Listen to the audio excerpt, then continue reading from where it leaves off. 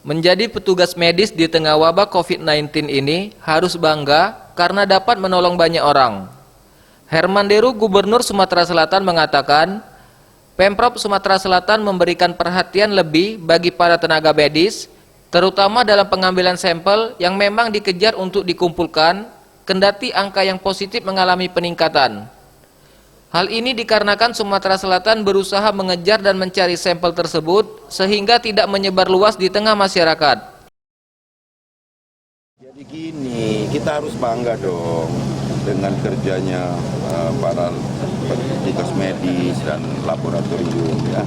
Pertanyaannya kenapa Sumsel banyak? Karena saya memang instruksikan untuk agresif dan aktif mencari sampel dan diperiksa agar kita bisa segera membuat terobosan apakah mengisolasinya termasuk dengan pengobatan.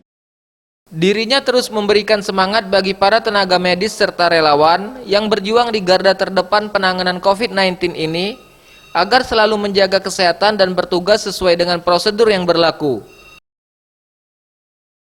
Tim Liputan, Sriwijaya TV.